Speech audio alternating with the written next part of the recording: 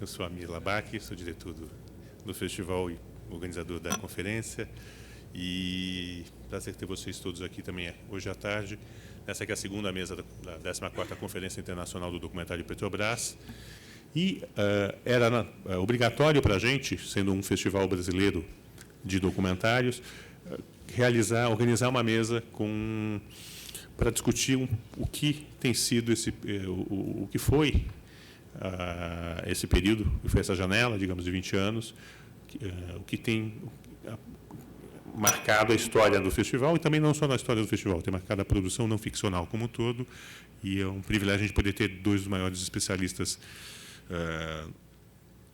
nessa produção presentes aqui essa tarde, e também é um privilégio para a gente ter uma pesquisadora, realizadora, crítica e selecionadora da Tudo Verdade, que é a Ana Carolina Maciel, mediando esse encontro. Eu falo isso porque uma das ideias da conferência sempre foi isso, sempre foi reunir para as nossas conversas pessoas que fazem filmes, que fazem documentários, que discutem documentários, que escrevem sobre documentários, que são curadores sobre documentários, e também pessoas que fazem isso dentro da academia, fora da academia. E a Ana Carolina meio sintetiza isso tudo em uma única mulher. Então, é muito bacana a gente poder ter uma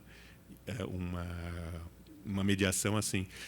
Ela já participou também do festival em 2002 com um filme sobre a Eliane, que foi uma atriz muito importante da Veracruz. E eu gosto especialmente de destacar sempre o Yes, Nós Temos Bananas, que é um filme, um livro da Alameda que ela lançou, se eu não me engano, há 3 anos, não é isso? 3, 4 anos? 4 anos.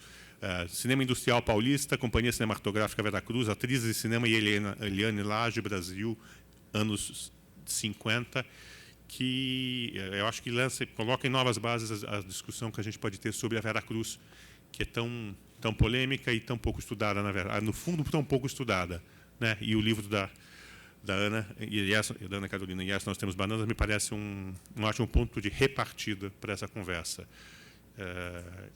Com isso, eu nada mais tenho que fazer aqui, exceto passar o bastão para a Ana Carolina Maciel, por favor, venha conduzir a mesa.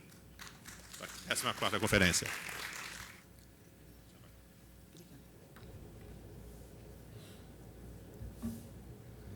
Boa tarde a todos. Obrigada, Amir, pelo convite. Para mim é uma honra participar dessa mesa. Esse ano o festival completa 20 anos, o que nós sabemos que é uma longa trajetória, principalmente se a gente pensa no cenário brasileiro. Tantos festivais existiram e deixaram de existir ao longo desses 20 anos. Então, a Amir comentava sobre as efemérides dos 20 anos na mesa de abertura essa manhã. Eu acho que é um grande festejo o É Tudo Verdade chegar à sua 20ª edição.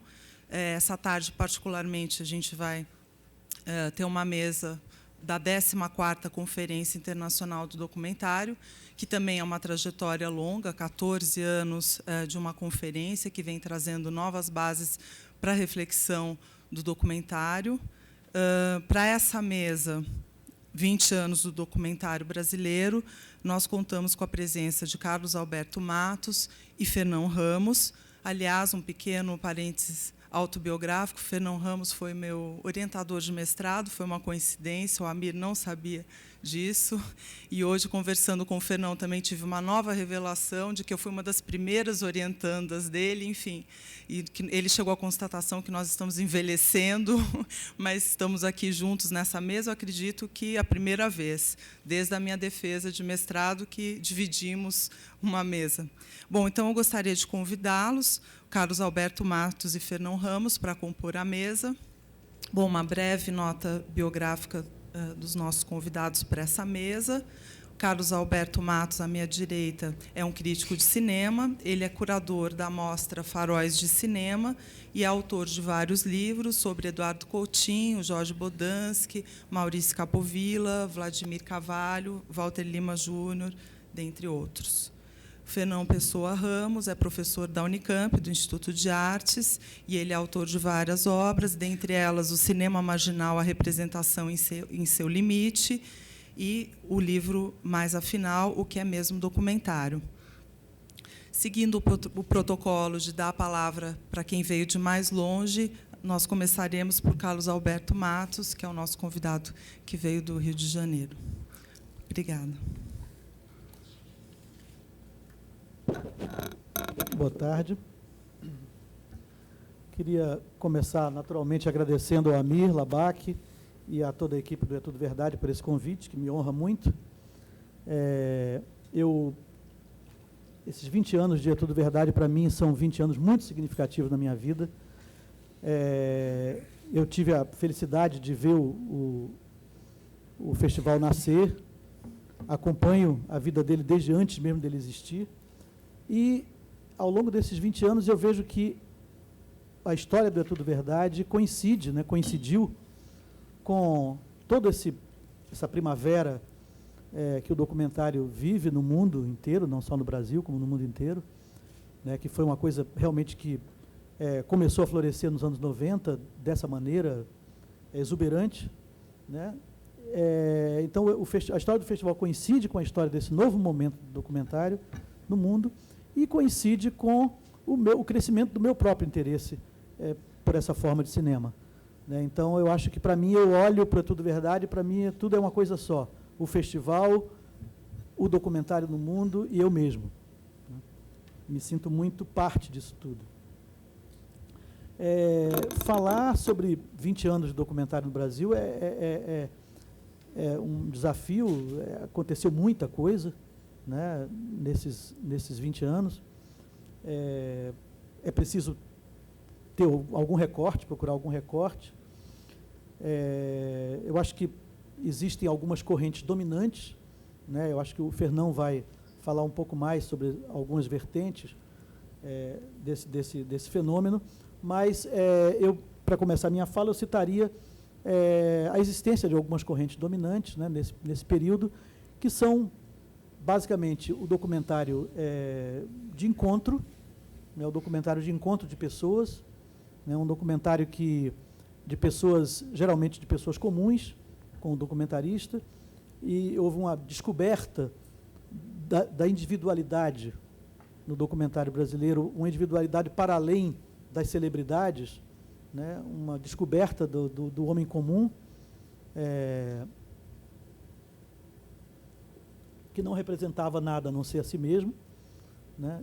Isso é uma relativa novidade nesse documentário contemporâneo brasileiro, dos 20 anos para cá, e a tendência da reportagem, do documentário expositivo, né, que inclui aí os documentários biográficos, né, as recuperações históricas, os documentários musicais, os documentários esportivos, né, que se baseiam no formato de uma reportagem, mais ou menos de uma reportagem expositiva, apenas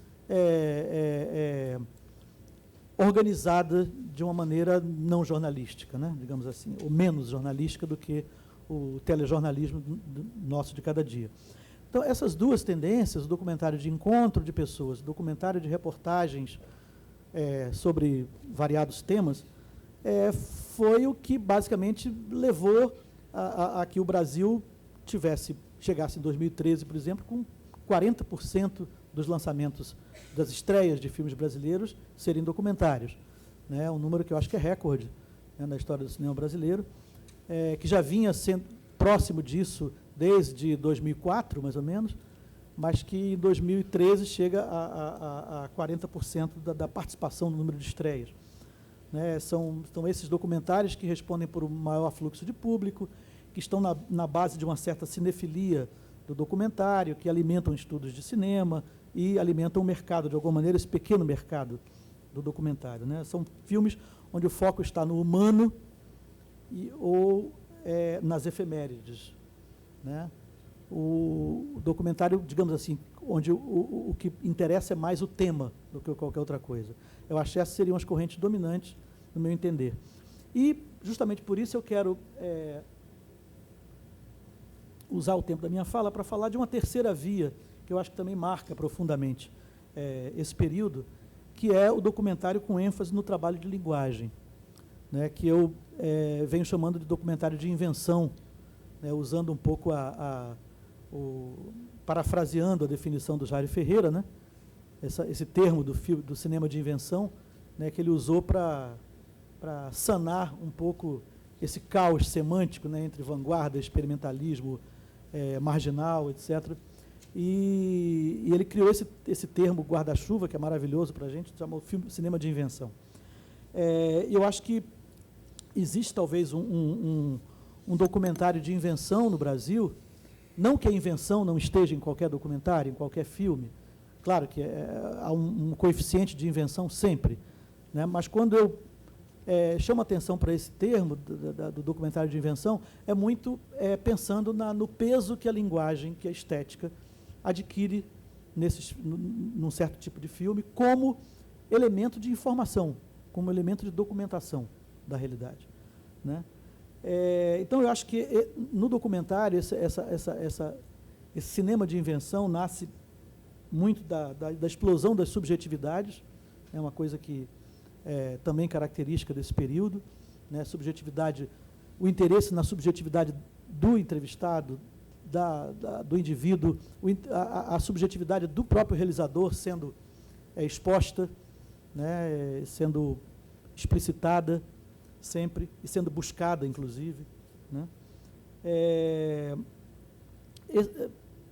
Nasce dessa explosão da subjetividade, nasce dos intercâmbios com a ficção, né, que são tantos que a gente já tem estudado bastante, os intercâmbios com a videoarte, com o experimentalismo, né, formando com isso um panorama, acho que no documentário, tão atraente quanto talvez só no alvorecer ali do cinema novo, né, quando a gente tinha também uma reinvenção da realidade muito forte. O que a gente viu nesse período foi o interesse imenso de jovens cineastas pelo documentário, né? Jovens cineastas interessados em criar com baixos orçamentos e com altos desejos de experimentação, encontraram no documentário um campo interessante, um campo prático, bom, de favorável, amigável para exercitar um cinema de pesquisa, um cinema de invenção, né? E o documentário vira, então, uma espécie de laboratório de pesquisa audiovisual, seja nos coletivos, nas escolas de cinema, né? E ao mesmo tempo que, de alguma maneira, rejuvenesce também cineastas veteranos que retornam ao documentário ou continuam praticando ou alternam sua produção ficcional com documentário, vendo ali um âmbito favorável à invenção. E uma amostra disso é que, ao longo do período em que existe a mostra de cinema de Tiradentes, né, que é a principal vitrine assim, do cinema jovem brasileiro, o número de inscritos na mostra tem sempre oscilado em torno de 50% o número de documentários inscritos. Entre ficção e documentário tem sido uma proporção de meio a meio na mostra Tiradentes. Isso indica esse enorme interesse do cinema jovem brasileiro pelo documentário.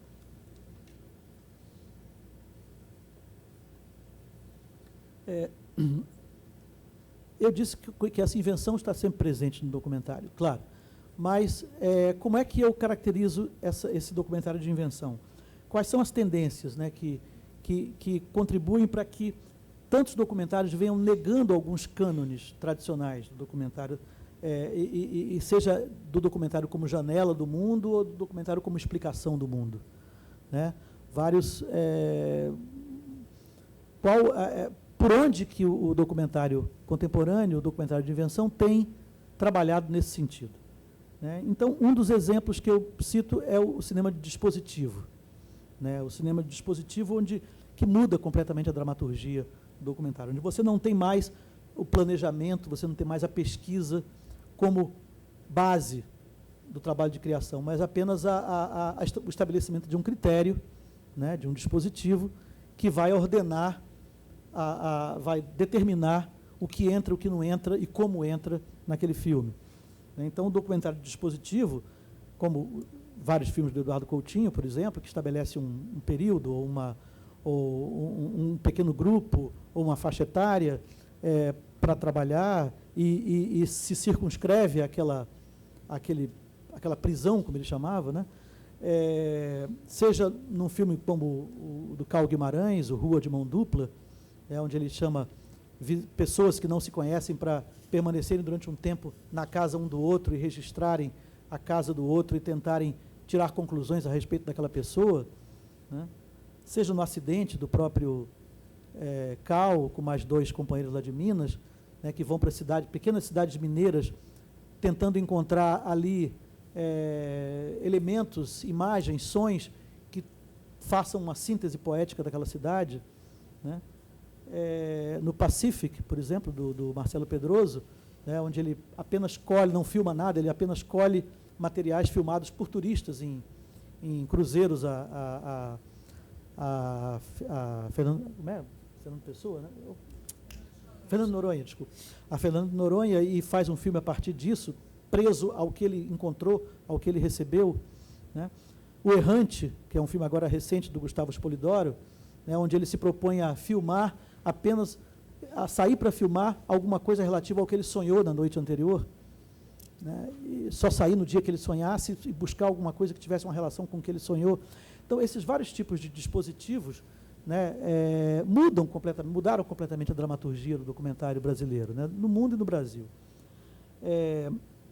As trocas com a ficção, a gente não precisa nem mais voltar a falar muito disso, porque já é muito falado, né, filmes do Coutinho, como O Jogo de Cena, do Tonati, do Gabriel Mascaro, né, da Maria Augusta Ramos, do Sérgio Borges, filmes onde essa hibridez entre condutas de ficção e condutas de documentário formam criam determinados níveis de indeterminação entre uma forma e outra de cinema, né? Eu me recuso a chamar documentário de gênero, acho que é uma modalidade de cinema, né? O documentário contém vários gêneros dentro dele, mas, enfim, essas trocas entre a ficção e o documentário também instalam um certo princípio da incerteza que é muito fértil tanto para o documentarista como para o público, que vai um pouco se reeducando reeducando o olhar a respeito do que esperar de um filme, de um documentário ou não. Boa parte da informação que o filme passa, ou toda, ou a parte considerável dela, é passada pelo estilo, né, e não pela retórica, né? É passado pela forma como o diretor usa os signos de linguagem, e não pela descrição factual, ou o que for, ou pela narração, ou a retórica dos dados, né? Esse mundo factual é referido nesses filmes mais sensorialmente, talvez, do que racionalmente. Eu vou citar alguns exemplos mais adiante. As narrativas desses filmes são menos convencionais. As liberdades poéticas são tomadas no maior grau. Formas subjetivas de representação são utilizadas, né? São ensaios poéticos, são experiências formalistas, são contaminações com a videoarte, com a experimentação, com as artes plásticas, né?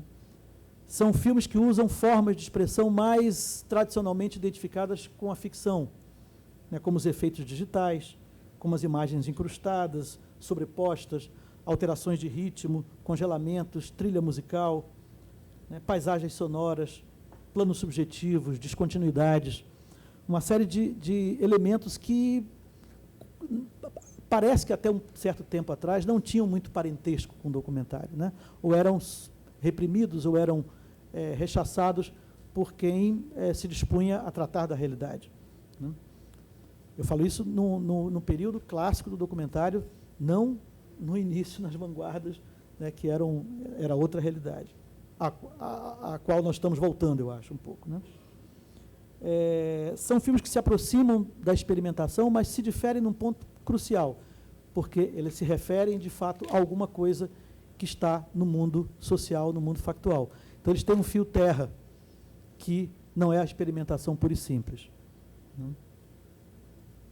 Então, os exemplos são variados, vão desde os exemplos mais corriqueiros, mais simples, como, por exemplo, em Janela da Alma, eu estou sempre citando filmes de 1995 para cá.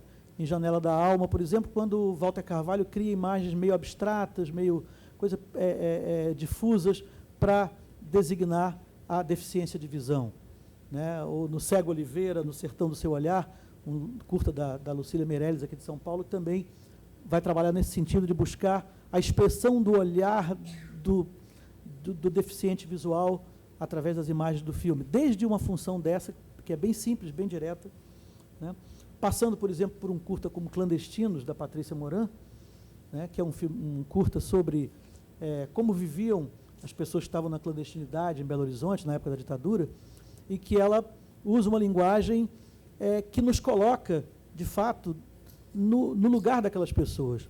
Uma linguagem toda descontínua, toda cheia de interrupções, de coisas que não são muito bem ouvidas, de imagens que não se definem completamente, que não dão tempo de você perceber o que é aquilo, uma janela que fecha, alguém que está ali não está.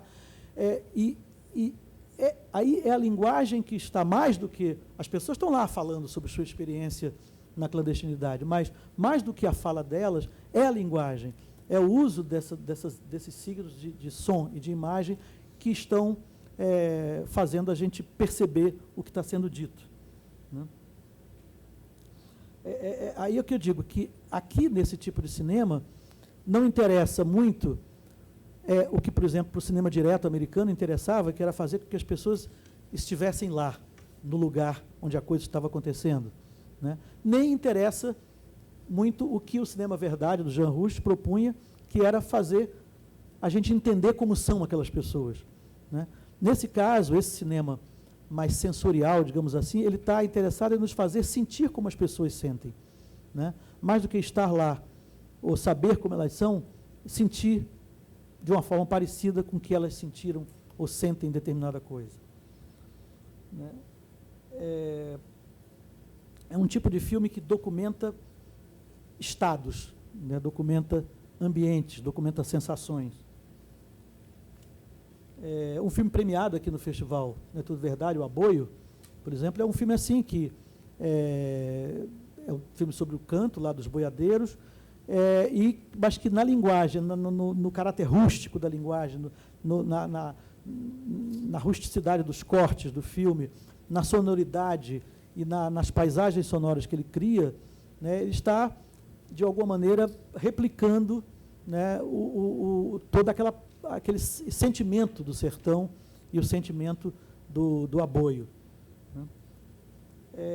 Dois exemplos mais recentes, o Jardes, do Eric Rocha, e o Helena, né, o nome dela? Petra Costa. Exato.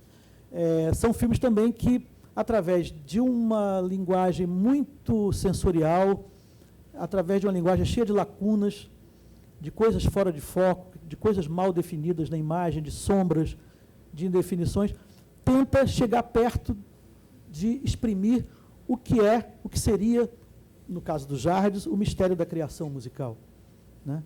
E no caso da Helena, o que seria a dor de uma perda, né?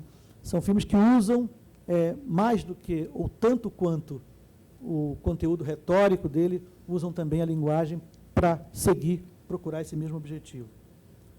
Um exemplo clássico, O Fim do Sem Fim, também do Cal, Lucas Bambosi e do Beto Magalhães, que um filme sobre ofícios e profissões em extinção, e que cria também uma linguagem onde você tem a impressão de que as coisas estão mais desaparecendo do que aparecendo diante de você, né? O mundo que a gente vê ali, a maneira como as pessoas são entrevistadas, as pessoas estão falando e de repente vão desaparecendo, vão perdendo definição na imagem, as coisas vão desaparecendo pelos cantos da tela, e a gente vê ali um filme que está quase desaparecendo junto com seus personagens, né, diante de nós. Eu acho esse tipo de tratamento poético da linguagem como algo que exprime o conteúdo do filme, é uma coisa que eu tenho apreciado muito no documentário desses tempos. Filmes que se deixam contaminar pelo tema, né, independente do gênero de documentário que eles sejam, ou filmes que agridem o seu tema de uma maneira violenta. Aí eu penso, por exemplo, num filme como o Cavalos de Goethe, do Arthur Omar, onde ele filmou uma cavalhada, umas competições equestres no Afeganistão, e editou aquilo de uma maneira super, hiper, mega lenta, né, em que você ver o movimento dos cavaleiros, dos cavalos, assim, alguma coisa um plano, uma ação que aconteceu, digamos, em 1 minuto, você assiste aquilo durante 6, 8 minutos, acontecendo numa lentidão extraordinária que contraria a velocidade do que estava acontecendo lá, né? Uma linguagem que agride o tema e que contraria o tema de uma maneira frontal, né? Ou, por exemplo, O Aterro do Flamengo, um filme filmado de uma janela de um edifício no Flamengo, onde se vê um homem, um corpo, uma pessoa deitada num banco dali do Aterro do Flamengo, com as pessoas passando em volta, e até que chega um ponto em que alguém percebe, olha aquela pessoa, e as pessoas vão percebendo que a pessoa estava morta.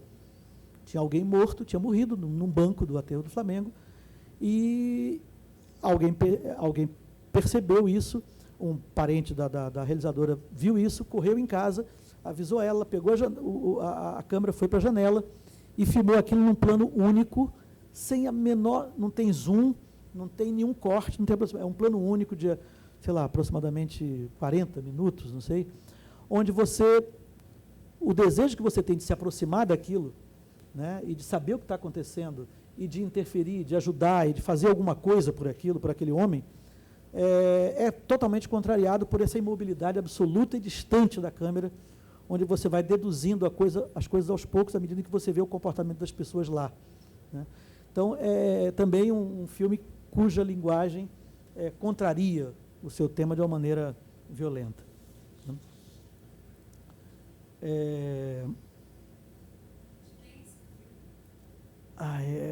Eu não lembro agora, eu acho que é Alessandra Bergamasco, uma coisa. Alessandra Bergamasco. Hein? Bergamasco, né? Bom, eu tenho mais 5 minutos.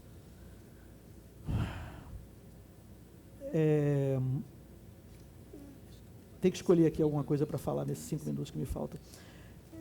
Eu queria falar um pouco do cinema de recriação de materiais de arquivo, que eu acho que existe um grande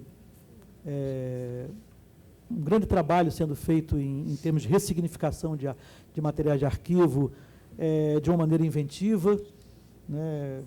Vem desde o Marcelo Mazagão, lá com Nós que aqui estamos por vós esperamos, passa pelo São Paulo Sinfonia e Cacofonia do Bernardet, chega no Glaucis do Joel Pizzini, formas diferentes de usar materiais de arquivo e um pouco na tradição do que Vladimir Carvalho tanto fez em Brasília Segundo Feldman, em Conterrâneo e Velho de Guerra, criar uma escrita nova a partir de materiais de arquivo conhecidos, a partir de uma ressignificação desses achados, desses fragmentos, né? E nesse caso, o Carlos Adriano, eu acho que é o principal cultor, né, desse cinema de procurar, de voltar a um pré-cinema, aos primórdios do cinema e tratar disso em ensaios sobre perda, sobre memória, sobre esquecimento, né, e unir essas duas pontas do cinema primordial, do cinema dos primórdios, com o cinema digital, com a era digital. Eu acho que o Carlos Adriano faz isso de uma maneira extraordinária.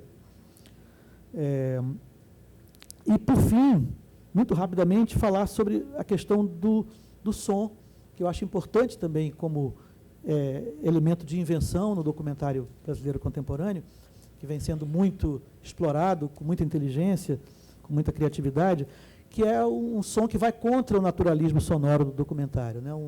Uma tradição que sempre foi regida no documentário pelo verbal, pela importância da fala, né? Se você tem, em qualquer filme, por mais, nos documentários, em geral, por mais que a imagem possa ser livre, poética, etc., você tem um eixo verbal, retórico, que, de alguma maneira, confere uma certa linearidade, um certo naturalismo ao filme, né? É o eixo de compreensão do filme, né? É o verbal.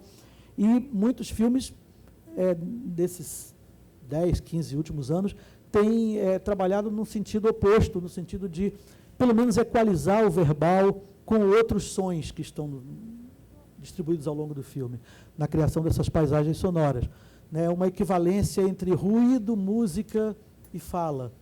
É uma coisa que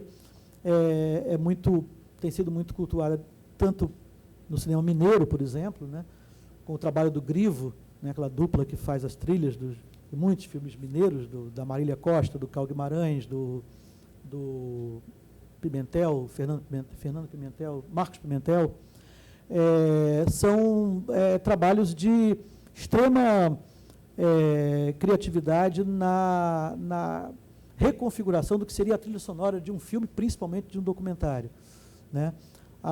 O uso do som direto como matéria-prima para a elaboração de uma nova sonoridade que vai ser combinado com sons pesquisados, sons criados artificialmente.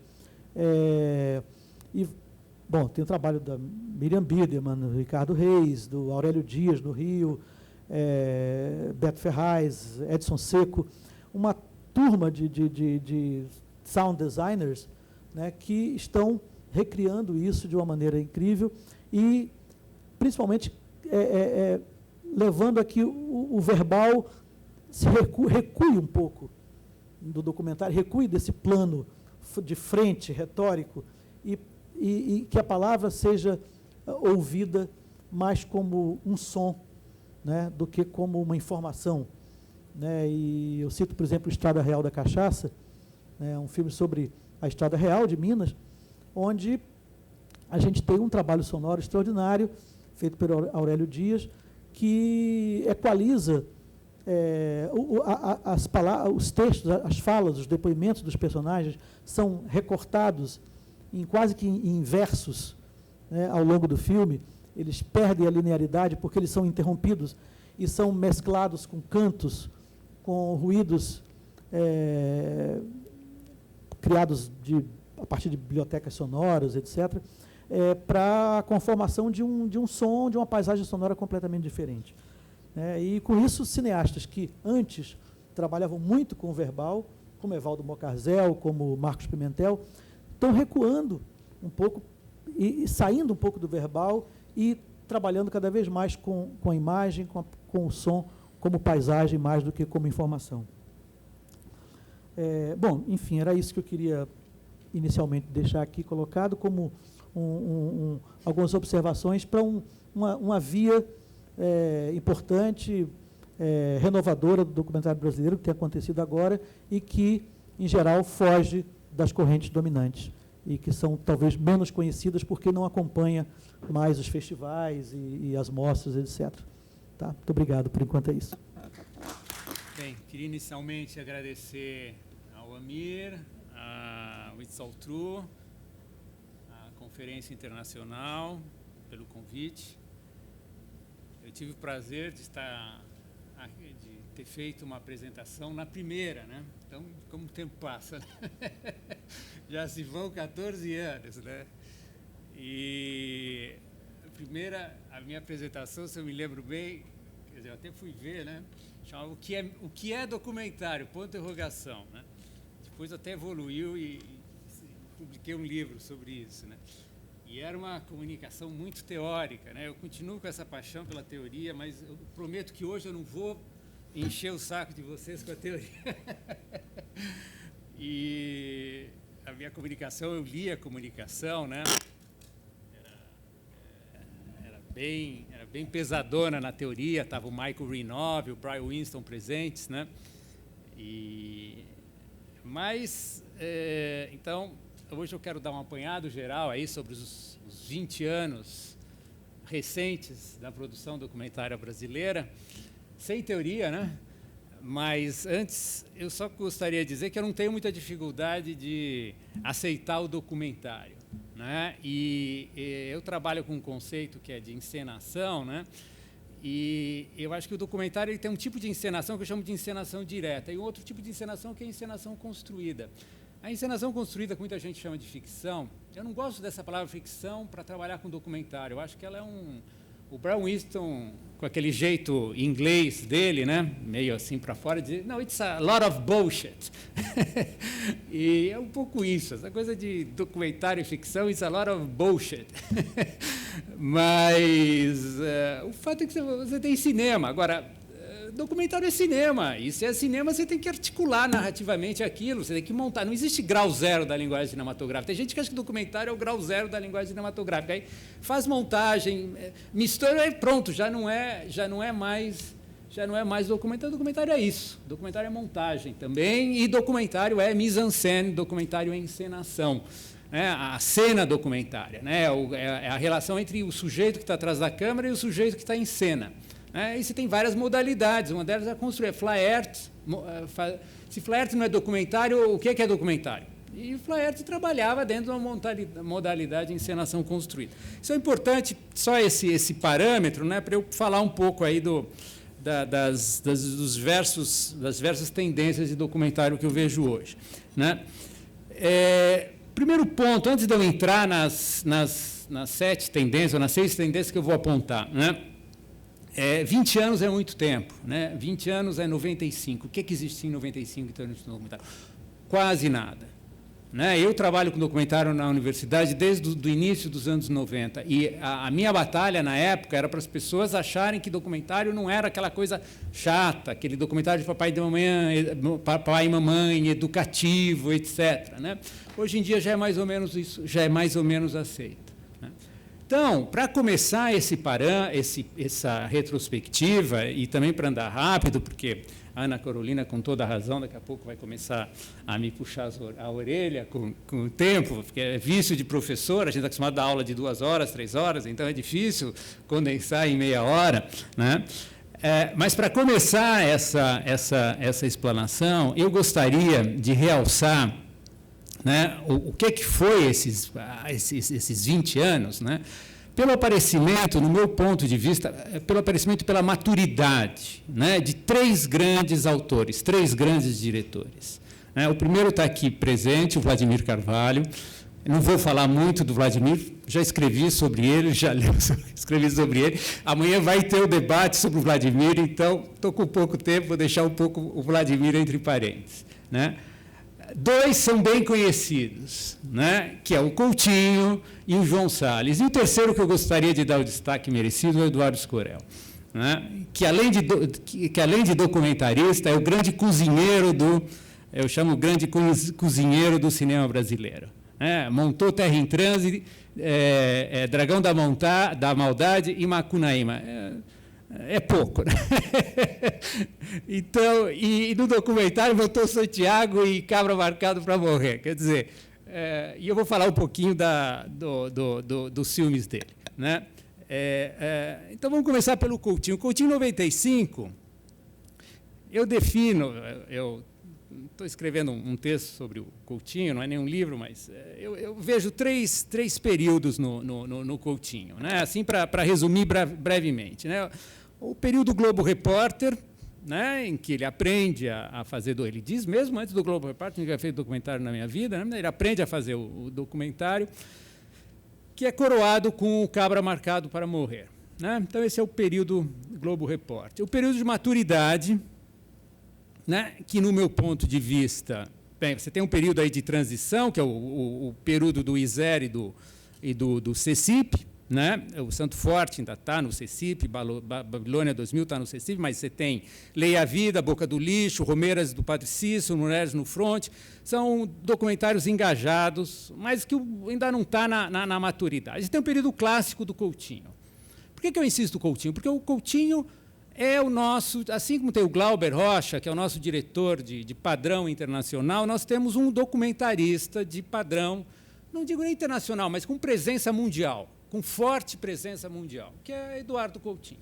Sem querer menosprezar os grandes documentaristas que nós temos no Brasil. Né? Acho que não é uma coisa ou outra. Né? Bem, o Coutinho, o período clássico do Coutinho, o classicismo do Coutinho, se a gente pode fazer assim, o período de maturidade, se inicia com Santo Forte, de 1999. Né? É o momento que ele encontra o estilo dele. O Santo Forte, quando a gente conhece o documentário, quando a gente conhece a história do documentário no Brasil, é o documentário que dá a virada. Dá a virada no meu ponto de vista. No meu ponto de vista. Por quê? Porque mesmo no Cabra Marcado ainda tem muito aquela voz-over, o Santo Forte é o recuo, é a descoberta do personagem, a expressão. Quer dizer, o Coutinho acha o seu estilo, né? Aí ele evolui. Tem Babilônia 2000, que é um belo filme. Edifício Master, que eu acho que é o auge do período de maturidade. Tem o Peões, que também é um bom filme, e O Fim e o Princípio, que eu acho que é uma joia rara. Eu tenho uma paixão particular por esse filme, eu acho que é um filme extremamente assim, na mosca, né? Por quê? Porque é uma pessoa de idade conversando com outras pessoas de idade, então você tem esse todo que, no meu ponto de vista, finaliza o período de maturidade do Coutinho, ou esse período, o classicismo do Coutinho. E aí depois começa o que eu chamo do maneirismo. Né? O maneirismo, o que é que inaugura o período maneirista? O que é o maneirismo? O maneirismo é quando o autor volta sobre o próprio estilo. Né? Ele volta, dilacera, torce, ele tem um domínio completo da sua estilística. Né? Não tinha mais para onde ele poderia ir. Né? Ele se cansa um pouco, né? Como todos os bons autores maneiristas, se cansa um pouco da perfeição da sua arte, se a gente pode dizer assim. Né? Ele cansa da perfeição da sua arte e faz jogo de cena. Né, que é o momento em que ele estoura com o esquema que ele tinha montado com um dispositivo, né, como o Carlos Alberto falou, a Consuelo também usa a Consuelo Liz também usa esse conceito de dispositivo que é bem prático. Né? E aí depois tem o fim da carreira dele, né, o jogo de cena, no meu ponto de vista, o Moscou, no meu ponto de vista, vai um pouco na linha do jogo de cena. É um filme diferente, né, porque ele está atrás da direção, não tem aquele embate com o corpo, com a vida que ele está acostumado. Né? E aí há os filmes do final da carreira dele. Eu tive a felicidade de ver... Estou dizendo a felicidade porque eu consegui entrar, né? Estava meio difícil de entrar lá no dia. Mas tive a facilidade de entrar e ver Últimas Conversas, né? E é um filme de velhice. É um filme, quer dizer, também é fácil, né? O Pasolini que dizia que a morte ilumina a vida da gente de uma maneira, coloca um holofote, né? Então agora a gente vê tudo pelo holofote da morte do Coutinho. Mas é um filme de final de vida, né? Não só Últimas Conversas, como os dois filmes que ele fez que ele finalizou em 2014, A Família de Elizabeth Teixeira e Sobreviventes da Galileia. Então, esse é um filme de uma pessoa ideia voltando tem um autor que diz que a vida, no meio da vida, a infância retorna. Né? A partir de um certo momento, as coisas mais antigas começam a ficar mais fortes. Né? Por que eu digo que Últimas Conversas é um filme de final da vida? Porque o Coutinho não ouve mais em Últimas Conversas. Ele está com dificuldade de ouvir. Né? Primeiro porque tem adolescente, né? E ele estava com problema com filho adolescente, a gente sabia. Né? Quer dizer, eu não sabia, mas, enfim, a gente soube. Né? Mas também na família de Elizabeth Teixeira, ele não está ouvindo da mesma maneira que ele ouvia. Né? Ele está meio cansado, está meio irritado, está cansado da vida. Né? E a família da Elizabeth Teixeira, eu acho um filme bem interessante, não só o filme, como também a conversa que o Carlos Alberto mediou entre ele e o Escorel nos extras do filme. Eu estou falando isso porque eu vi há uma semana atrás para vir para cá, né? Parecia dois velhos ranzinzas e você no meio, assim, segurando. Dois ranzinzas e você segurando, assim, porque porque você montou dessa maneira, não sei o quê, mas de uma maneira afetuosa sempre, porque os dois se gostam muito, né? Mas tinha esse lado, né? Você fez isso. Mas por quê? Porque é um filme que, de repente, o que transparece é a tragédia da Elizabeth Teixeira, a tragédia política, sem dúvida, né? Mas aí, como está no final da vida, a tragédia pessoal atropela e vem para... E qual que é a tragédia pessoal? A tragédia pessoal é que a gente tem um crápula, né? Que é o Manuel Justino, que é o sogro dele, que é o genro, né? Um cara que matou o sogro e que provavelmente matou 2 netos, né?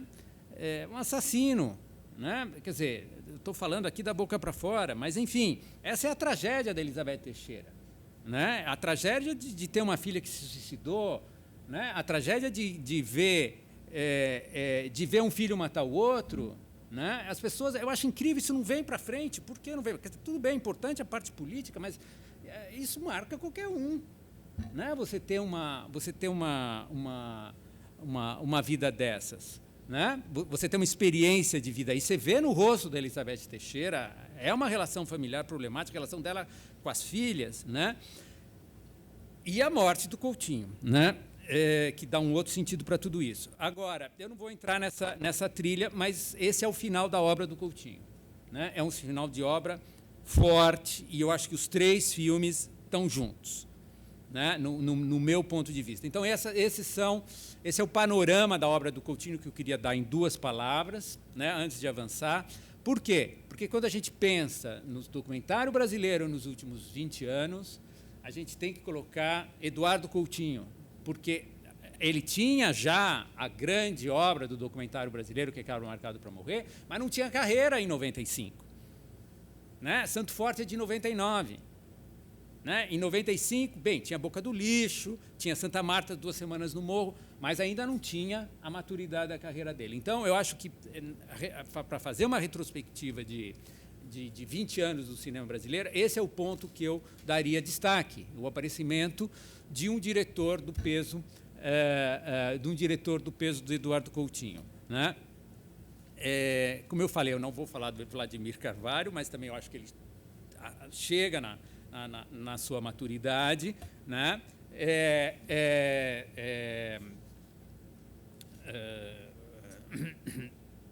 Queria dar 2, quer dizer, em termos de uma obra madura que começa aí nos anos 60 e nos anos 70.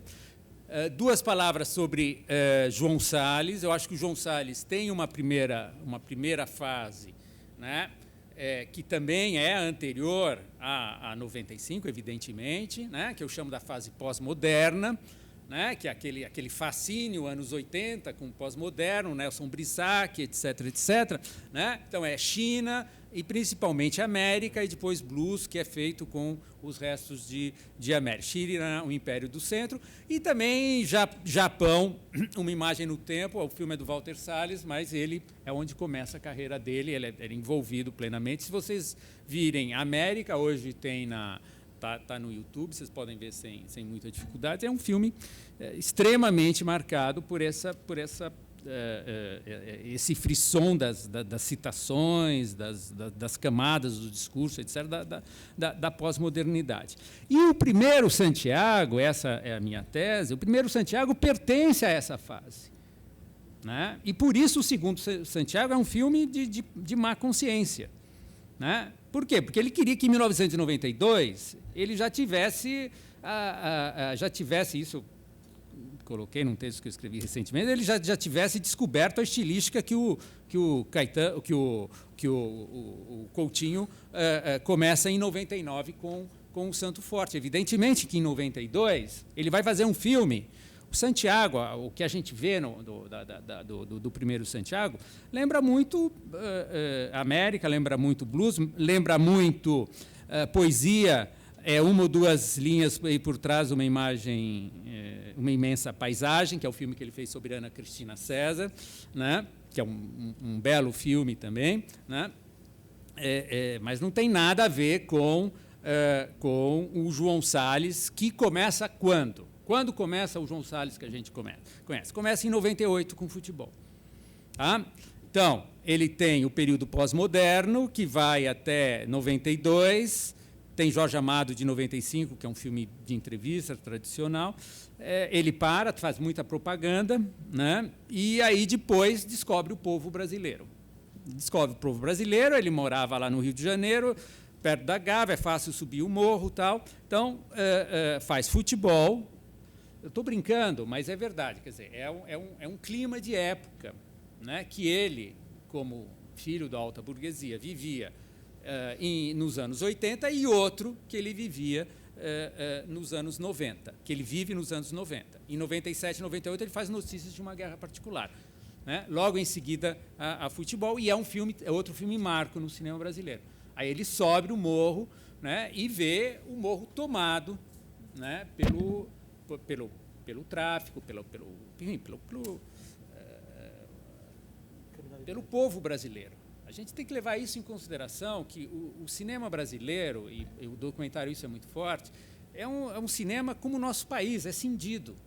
Né? Outro dia me convidaram lá em Tiradentes para uma mesa de cinema e política. Eu falei, não tem cinema e política, tem a questão do popular. Quer dizer, o Brasil é um país cindido. Né? E o cinema brasileiro, até 4, 5 anos atrás, era feito pela classe média. Hoje tem várias experiências de cinema popular, né? Cinema feito nas comunidades, mas antes não tinha. Né? Então, a gente carrega essa má consciência e o cinema brasileiro se debate com isso de um modo que não termina. Né? Bem, então, 97, 98, depois tem Entre Atos, de 2002, para fazer essa retrospectiva de 20 anos do segundo grande autor do documentário brasileiro, o segundo grande cineasta do documentário brasileiro, que é o João Salles. Né? E termina com Santiago. Eu estou sem tempo para entrar no Santiago, mas é bem interessante, né, porque é um filme que ele retorna de uma maneira muito crítica, um filme autobiográfico, né, um filme em primeira pessoa, não é ele que fala, mas é um filme em primeira pessoa. Eu acho que é um filme crítico triplicamente sobre a condição de classe, sobre a estilística que ele usou no primeiro Santiago, né, que não é cinema direto, ele mandava no Santiago, ele fazia na condição de classe e na própria estilística documentária que existia em 1992, no Brasil. Né? Bem, já falei que não vou comentar o Vladimir Carvalho, mas é um período de maturidade com Barra 68, Engenho de Zé Lins e Rock Brasília, né? Conterrâneos Velhos de Guerra, que eu acho que é um pouco um filme súmula, é de 1990, né? Mas o Vladimir continua produzindo e continua com a presença marcante que ele tem. O Vladimir é um pouco a história viva do documentário brasileiro, né? Não só do documentário brasileiro, mas para quem trabalha com o documentário brasileiro. Está lá desde sempre, com aquele jeitinho dele e tal, mas forte, fazendo um cinema que a gente não pode deixar para trás, né? Não pode esquecer. Né? E o Escorel, que eu acho que o Escorel é pouco valorizado. Né? Além do trabalho, eu peguei aqui alguns dos filmes dele, eu já falei, Macunaíma, Terra em Transe e Dragão da Maldade. Além disso, tem Os Inconvidentes, São Bernardo, Eles Não Usam Black Tie. Quer dizer, a gente ouvindo eu vou mencionar outra vez a conversa do Carlos Alberto com o Escorel e o Coutinho, porque eu acho ótimo. Vocês têm que ouvir um bate-papo ótimo sobre o filme, que dura 2 horas, né? É difícil se ouvir o Coutinho, conseguir fazer o Coutinho. Aliás, o Carlos Narder, também, belo filme do Carlos Narder, conseguiu fazer o Coutinho falar, né? Porque o Coutinho não fala, né? Ele é embutido. Né? Mas nesse filme, a gente vê que o Cabra, né, quem pôs ordem naquela foi o Escorel, né, que, bem, cinema é trabalho coletivo, né, mas a gente não pode tirar o papel, e é lógico que a autoria lá do Coutinho, a gente vê Coutinho lá escrito, né, tanto que depois ele faz uma carreira e o Escorel tem outra carreira, né, então eu acredito na autoria cinematográfica, é trabalho coletivo, mas tem autoria. Agora, aquele filme, nitidamente, né, às vezes até vocês ficavam espantados, repetem várias vezes, mas isso estava no começo e veio para o meio, etc. Isso é documentário. Documentário não é grau zero da linguagem. Se monta em documentário, todo mundo sabe, mas as pessoas ficam espantadas que documentário tem que montar, como se para haver documentário não pudesse haver montagem. Né? Eu vivo insistindo isso com os meus alunos, né? Documentário não é câmera de vigilância, é cinema, né? Então não é porque é cinema que deixa de ser documentário, é uma forma de cinema que monta que nem ficção, mixa que nem ficção, tudo faz, mas não é ficção, é documentário, diferente, né? Às vezes coincide, às vezes uma se mistura na outra, né? Então, Escorel tem um filme que eu gosto muito, ele faz 2 filmes que são fortes, aliás, 3. Deixa que eu falo, que é o filme sobre o Leon Risman, de 2006, né? E O Tempo e o Lugar, Vocação do Poder, que ele faz com José Joffre, Um Tempo e o Lugar, que eu acho que é uma obra-prima. Né? É o Cabra só de uma pessoa que não foi para a esquerda, que resolveu ser um self-man na vida, né? O Genivaldo. Né? Mas muito bem feito, muito sutil, um belíssimo documentário e que é consistente com a carreira dele de documentarista. E, para não falar da trilogia, que ele termina em 2002, com 35, Ao Salto ao Poder, né? A trilogia 1930, Tempo de Revolução, 32, a Guerra Civil, e 35, Assalto ao Poder. Né? Bem, em relação às tendências do documentário, depois dessa apresentação, aí, eu acho que das figuras com personalidade forte aí, que surgiram nos 20 anos aí no documentário brasileiro, algumas tendências do documentário brasileiro contemporâneo. Né?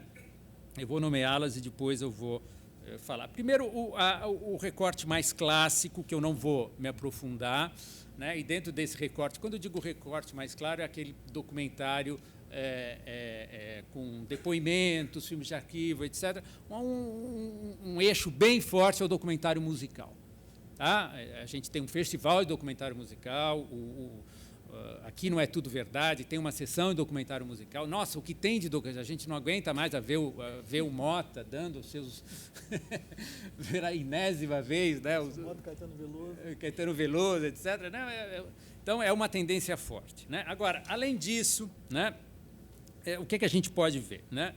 Eu acho que tem um documentário que explora de uma maneira bem forte, né, essas fronteiras entre o documentário, né, e entre os diferentes, eu não gosto de falar de documentário, entre os diferentes tipos de encenação do documentário brasileiro. Né, eu citaria o Jogo de Cena, evidentemente, Serra das Desordens, Terra Deu, Terra Come, né, que é um ótimo falso documentário. Né? O João Salles, ele diz, agora eu não sei se eu vou achar aqui nas minhas anotações, né, que é uma grande farsa do cinema brasileiro, Terra Deu, uma grande farsa do Terra Deu, Terra Come. Né? Viajo porque preciso, volto porque te amo, né? Uma espécie de Sans-Soleil do documentário brasileiro, aquela primeira pessoa que não existe, que é construída, e, ao mesmo tempo, o Sans-Soleil é mais documentário no sentido que é mais Chris Marker, né? mais amarrado no Chris Marker. Né? A Shelley Silver, né? É uma documentarista que eu vou sugerir aqui para o Amir, trazer ela um dia aqui eu acabei de ver ela no Cinema do Hair, lá em Paris, uma grande documentarista que trabalha aí muito nesse limite. Né? Ela tem um filme que se chama Touch, que é também uma primeira pessoa, uma falsa primeira pessoa, né? Mas que embute a primeira pessoa, porque é ela vivendo no bairro que ela vive, Chinatown, mas ela cria meio um personagem, mas é ela falando, é o personagem. Essas ambiguidades que estão dentro desse horizonte. Eu não tenho muita dificuldade de trabalhar com o conceito de documentário para trabalhar com isso. Vários outros filmes, por exemplo, o filme Fobia, o Kiko Goffman disse que foi tudo brincadeira, que não existiu. Eu não sei se ele está se defendendo, porque o pessoal puxa muito a orelha dele com o filme Fobia, ou se foi mesmo história dele, diz que não aconteceu 10% do que o filme mostra, segundo ele, né? Aqueles horrores lá do filme Fobia. Né? Bem, enfim, então esse seria um horizonte. O outro horizonte, antes que meu tempo acabe, a autobiografia. Né? A autobiografia é uma tendência forte do documentário brasileiro. Forte. Eu também estou escrevendo uma coisa sobre ela. Né? Então, a gente tem uma produção plena, né, de filmes autobiográficos, né, de filmes em primeira pessoa. Né? Tem um filme do Karim Aynuis, o Sims, né? É em inglês mesmo, Sims é costura, de 93, que eu acho que meio começa, se a gente quiser. É um filme sobre se não me engano, vocês acham no YouTube. É um filme sobre as tias dele, são 4 tias dele, um filme belíssimo, bonito esse filme. Aí tem Os Pioneiros, que vocês conhecem, não vou ficar repetindo, Passaporte Húngaro, da Sandra Kogut, o 33, né? São os filmes que mais ou menos embarcaram, né? Os Passaporte Húngaro de 2001, o 33 de 2003, né? Santiago de 2005. Outra vez, né? Você não vai achar que Santiago é um falso documentário porque não é o João Salles, mas é o Fernando que usa a primeira pessoa. Isso não importa, a gente não está falando de cinema, né? Pode ser uma curiosidade de pé de página, né? Santiago é um filme biográfico, né? Do Luto à Luta, do Evaldo Morcazel, né? E aí os mais recentes, né? Você tem o Otto, do Carl Guimarães, do nascimento da filha dele, e aí tem os políticos, Em Busca da Iara, do Flávio Federico, na realidade a Mariana Pamplona. Esse não é muito assim, mas está lá a Mariana Pamplona, da tia, não sei o quê, a Busca da Iara, né? Marighella, da Isa Grispum, é um filme político sobre Marighella, a partir do ponto de vista da Isa, né? Os Dias com Ele, Maria Clara Escobar, o Helena, que já foi mencionado, da Petra Costa, Diário de uma Busca, né? Não esquecer do Persson também é anterior, né? De 2007, Ariel, que é um curta, do Mauro Batista Védia, Clarita, um filme muito bonito, em primeira pessoa, sobre o mal de Parkinson, da Teresa Alzheimer, né? Com a Laura Cardoso, né? Outro documentário que usa atriz, não vejo problema nenhum de documentários atriz. No caso, são poucos os que usam atriz. É muito raro o documentário usar atriz mesmo, atriz estrela, né? Como o Coutinho fez em Jogo de Cena e como a Teresa faz em Clarita com a Laura Cardoso, né? Então, essa é outra tendência forte do documentário, né? E eu vou acabar deixando duas de lado, mas antes de terminar, né? Só vou mencionar, mas eu gostaria de me aprofundar numa outra, né? Do que o que eu chamo de documentário tátil, né? Então, aí a gente já está no limite do documentário, né? Porque, para mim, tem um limite claro do documentário, que é uma instalação no museu. Isso não é documentário.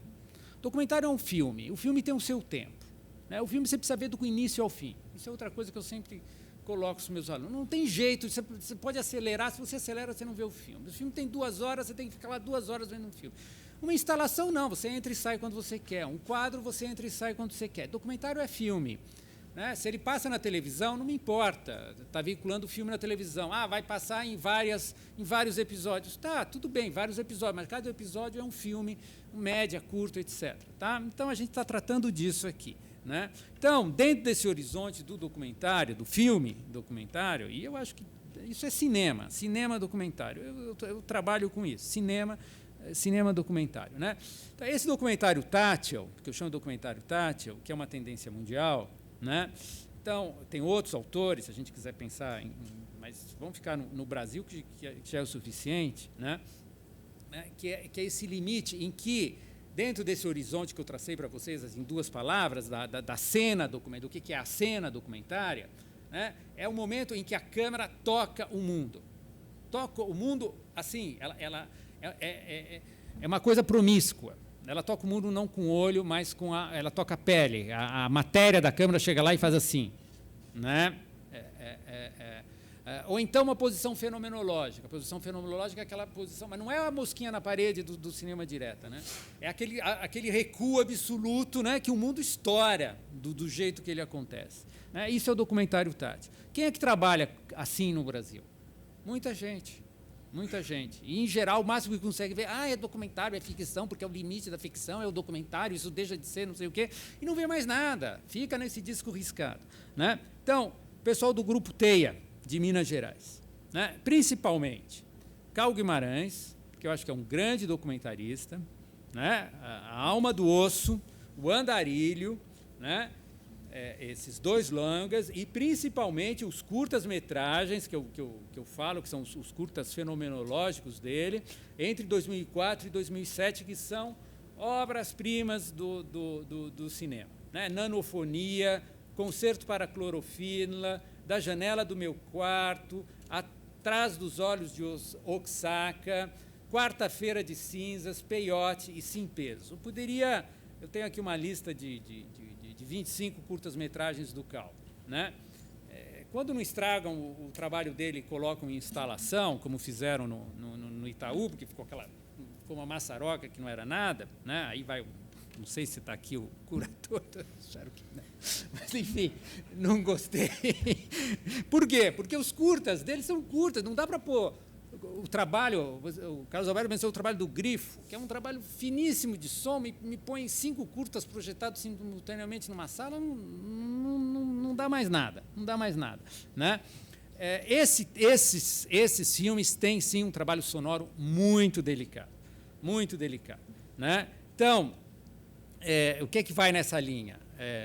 Terra Deu, Terra Come, o trabalho da Marília Rocha, que é muito delicado, Aboio, e principalmente A Falta que Me Faz. Eu trouxe um trechinho, mas não vai dar tempo de passar, que é bem isso, né? Ela entra, ela vai lá, corta a pele, entra com a câmera. A Marília Rocha, terminado. A Marília Rocha, mas 5 minutos prorrogamento. Eu tenho direito à prorrogação? Que nem o juiz, né?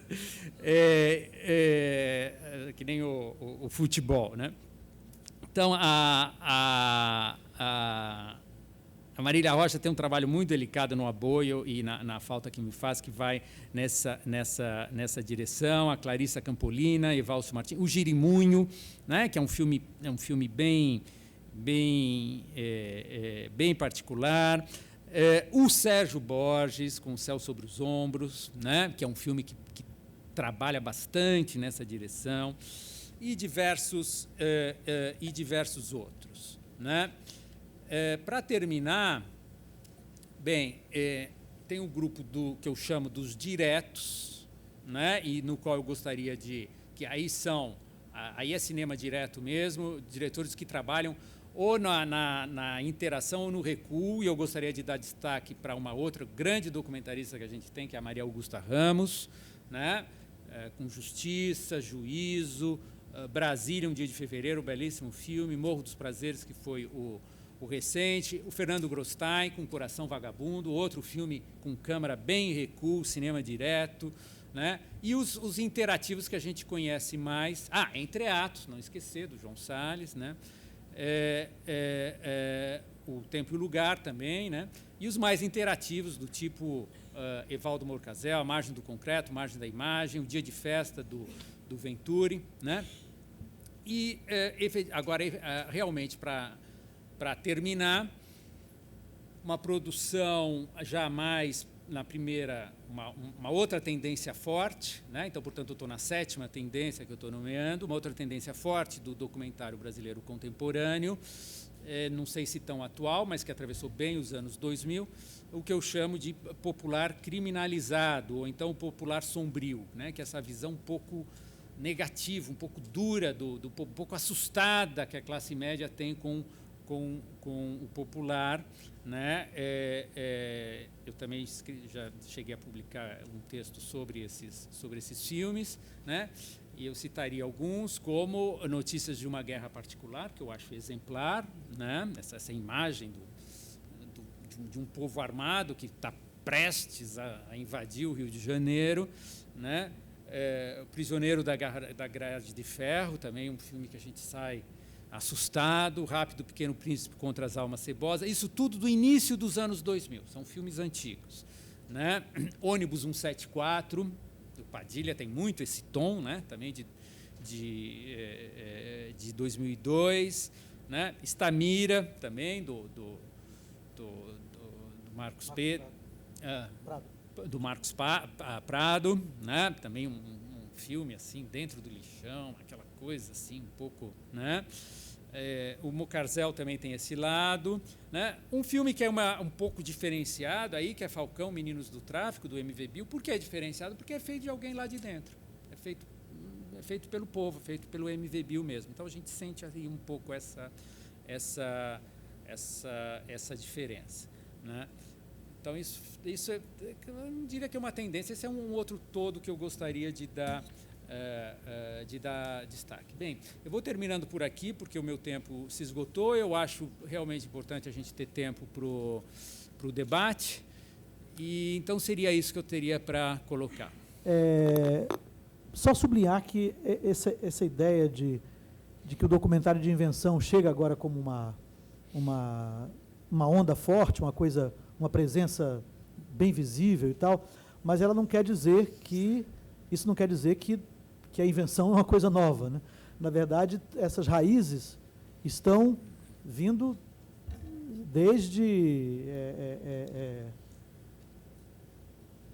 desde São Paulo, Sinfonia da Metrópole, né? Passando por Aruanda, passando por Arraial do Cabo, e pelos filmes da Caravana Farcas. Está aqui o Sérgio Muniz, um integrante da Caravana Farcas, com um trabalho fantástico também, que traz uma série de invenções no corpo da sua filmografia, e o Vladimir, que é pai de uma série dessas inovações, né? Se a gente for voltar aos filmes dele, a gente vai encontrar vários desses sinais, desses signos, né, nos filmes do Vladimir. Se você pegar o Saruê e o Conterrâneos Velho de Guerra, por exemplo, você vai encontrar um trabalho de som incrível, um trabalho de criação sonora incrível, com outros instrumentos que tinha na época, outras ferramentas, né? Você não tinha certos conceitos que hoje existem, de paisagem sonora e tal, mas existia o conceito de ópera, existia o conceito de rapsódia, né, que embebem os filmes do Vladimir dessa época. São filmes onde o som é um permanente intercâmbio entre fala, música, poesia, né, ruídos, etc.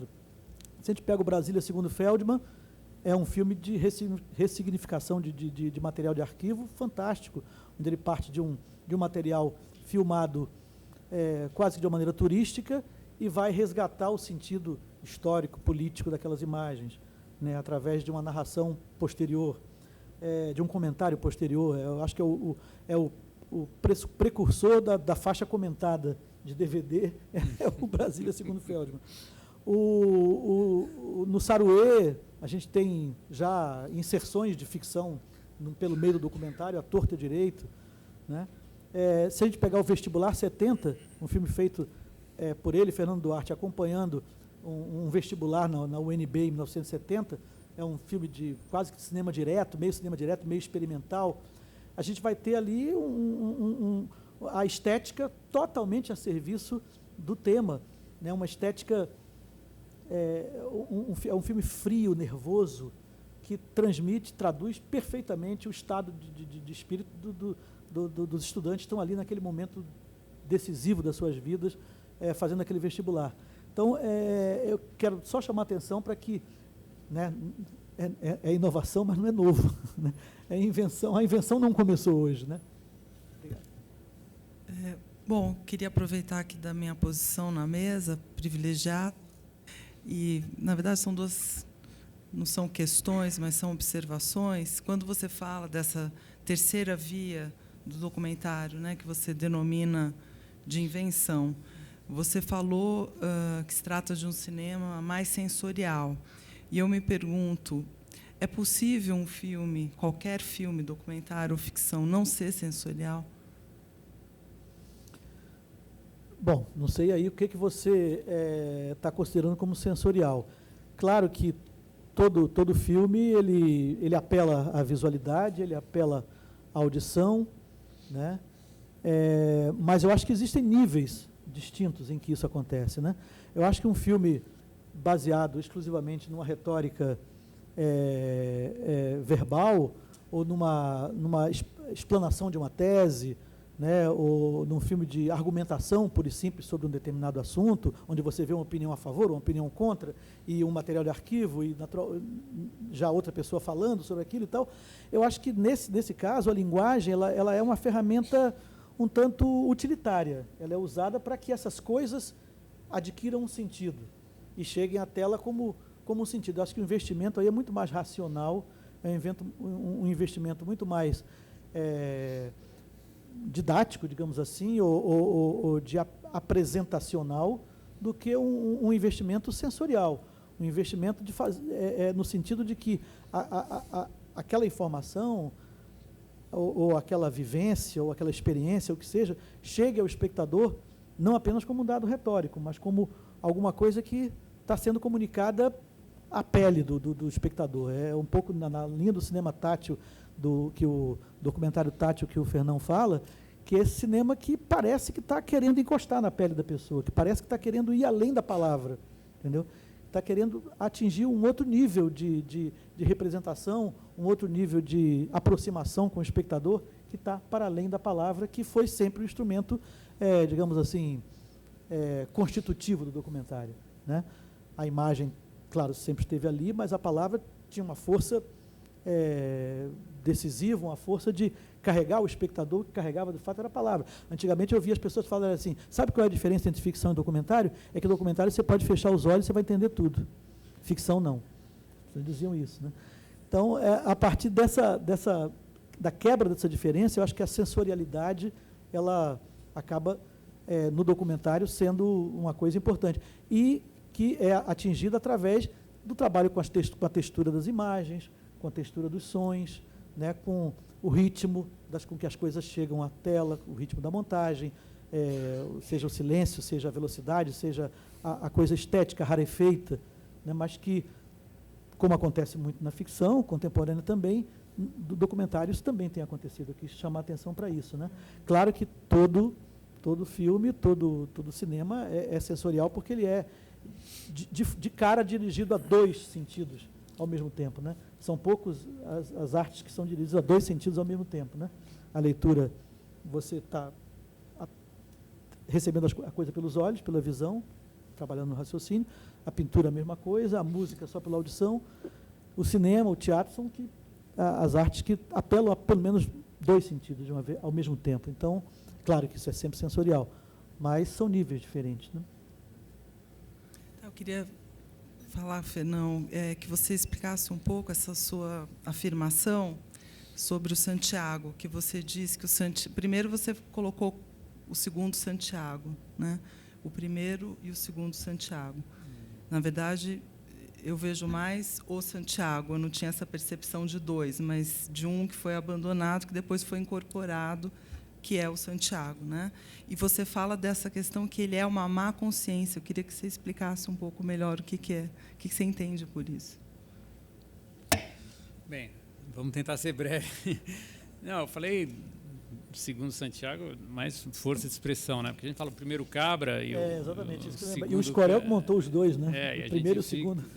E eu lá no DVD, o próprio Escorel fica espantado do primeiro Cabra ter sido montado, né? Foi montado o primeiro Cabra, o Coutinho diz. Eu também sempre achei que não tinha sido montado o primeiro Cabra, mas eu não sei, acho que o Coutinho estava falando por falar. Mas, enfim, esse é outro assunto, né? Foi montado ou não foi montado o primeiro Cabra. Então, o primeiro Santiago teve montagem, e você vê isso, né? Ele teve algum tipo de decupagem, né? Então, o que eu estou dizendo é o seguinte, o primeiro Cabra, ele fez em 92, né? Santiago. Desculpa. Deixa eu achar aqui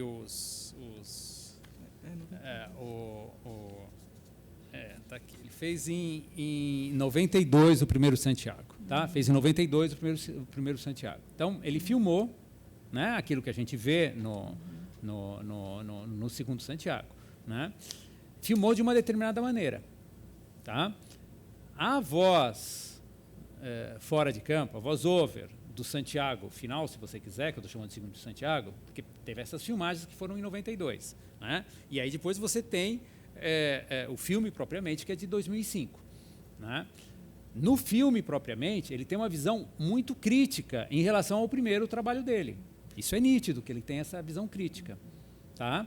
Então, isso que eu digo que é uma má consciência, tá? Essa crítica, né, ele tem uma consciência, né, e ele se culpa. Existe má consciência no sentido de uma culpa, né? O João Salles se culpa pela maneira pela qual ele pôs em cena, ele fez a mise-en-scène do Santiago, né? Então, o que eu digo é o seguinte, seria possível fazer outra mise-en-scène em 1992? Na realidade, o que quer o João Salles, né? Ele quer um filme à la Coutinho, ele quer uma mise-en-scène à la Coutinho, trabalham juntos na vídeo e tal, em 1992. Isso não existe. Por quê? Porque o documentário brasileiro estava em outro estágio. Tá? E ele estava fazendo América, ou tinha acabado de fazer América. E é com América na cabeça, e é com o filme que ele fez sobre a Ana Carolina, que é um filme poético, né, que ele faz aquelas montagens, o Walter Carvalho. Vocês estão lembrados do Santiago? Tem várias inserções, é uma coisa extremamente... Uma fotografia, aquela fotografia estilosa do Walter Carvalho. O Walter Carvalho, quando é estiloso, ele é estiloso mesmo. Né? Ele põe né? Então, não era essa fotografia que eles queriam aquela fotografia mais... Bem, enfim, todo o filme, né? Todas aquelas metáforas, aquelas alegorias do primeiro Santiago é um outro momento. Né? E ele é muito crítico. Por quê? Porque ele dava ordens ao Santiago, ele falava, então, nesse sentido que eu digo que é uma consciência. E são dois Santiagos. Né? Um é o original de 92 e o outro é a remontagem de 2005. Mas não deixa de ser corajoso ele ter deixado essas perguntas mais agressivas, que ele poderia ter suprimido, né, dado uma outra forma. Não, sem dúvida. Uma consciência pode ser bem corajosa. Tem até um método para isso que chama psicanálise. Para a gente ser corajoso. Bom, recebi aqui algumas questões. A primeira é para o Fernão. Bom, a pessoa não se identifica, é assim, é anônimo mesmo? Tá bom. Gostaria que retomasse a ideia de cinema e política que você apontou, mas não explicou.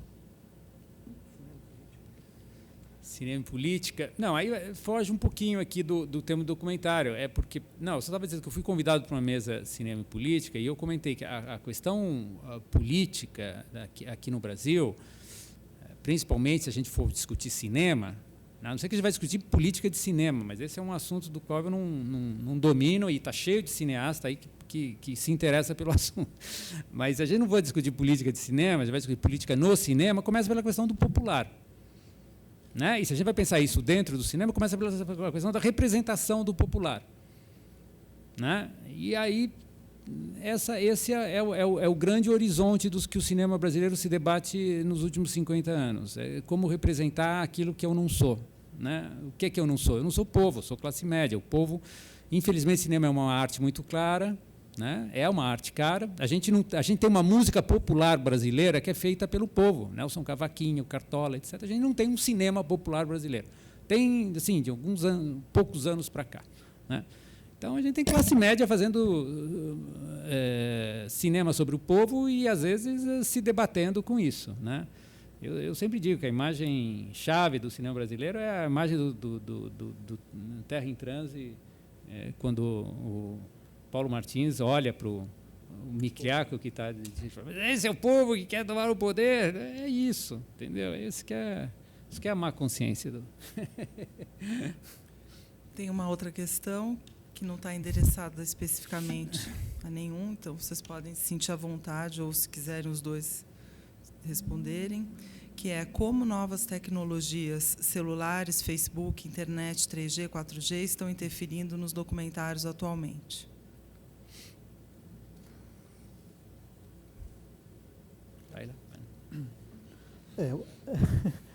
Eu acho que o Fernão deve ter algo para falar também sobre isso, mas eu acho que principalmente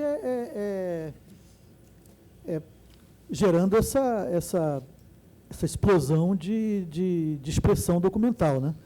Porque antes você podia ter ótimas ideias para fazer um documentário, podia ter uma tia fantástica que tem 1000 histórias para contar, mas você não tinha o equipamento para isso, você não dominava a tecnologia, era tudo muito caro, inacessível.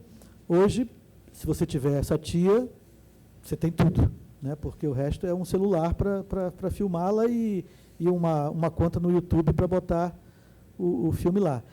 Então, isso, sem dúvida, democratiza e torna o documentário, o cinema, de uma maneira geral, uma coisa praticamente ao alcance de todos. Claro que dificulta muito a percepção disso, né? Porque você tem uma massa hoje imensa que, se você não tiver curadores que estejam dizendo, olha, chamando atenção para determinadas coisas, você fica simplesmente perdido num mundo de informação e de imagens, né? Mas, na estética do documentário, sim, eu acho que hoje você pode filmar muito mais, né? Antigamente você tinha que planejar muito bem o que você ia filmar no documentário, porque você tinha pouco tempo, você tinha pouca fita, etc.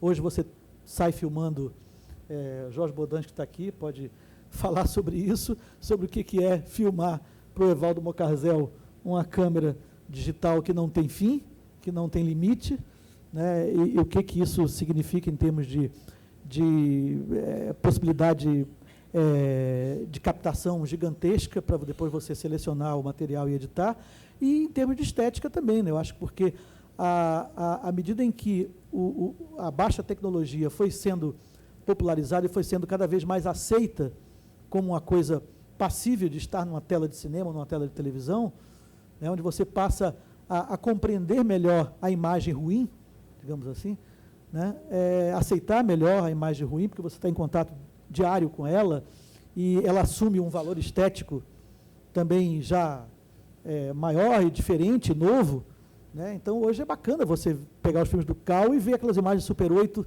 super tremidas, granuladas, ali no meio de outras imagens super high-tech, né?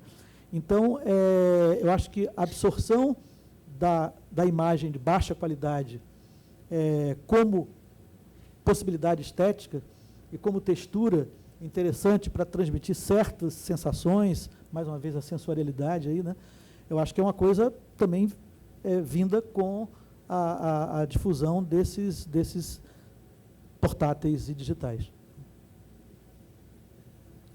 Não, eu só mencionaria, bem, além desse aspecto de você poder montar e filmar, e há uma diferença radical também, que os planos, né? Você tem, antes você tinha o filme rodando, né? E acabar, né? Mais uma vez na cena do Coutinho, né? Que tem a Elizabeth que vem para a perua, né? A gente sempre falava, por que não deixaram a Elizabeth? Por quê? Porque estava acabando a fita no Edgar Moura, na câmera do Edgar Moura. Ele disse que ouviu o barulho da fita acabando, né? Da fita acabando, né? Então teve que cortar a Elizabeth Coutinho falando daquele momento chave, quando no final ela vem em direção à perua, né? Isso com câmera digital, evidentemente, hoje ela ia falar à vontade, né? Então, isso é uma diferença radical, né? Então, ficou muito mais acessível. Mas eu gostaria de mencionar, para montagem, para filmagem, é outro horizonte, né? Um outro aspecto que é o seguinte, existe uma forma de documentário, acho que o Bodan trabalhou um pouquinho com isso, que você faz para a internet, né? Aí já na divulgação, né? Que o pessoal chama de web documentário. O web documentário é interessante, porque ele não trabalha com filme, né? É um pouco como um CD-ROOM, aquele CD-ROOM antigo que você ia, né? E aí você vai seguindo o caminho, né? Então você constrói uma outra construção, uma árvore, uma espécie de um documentário árvore, né? E aí você vai evoluindo, né?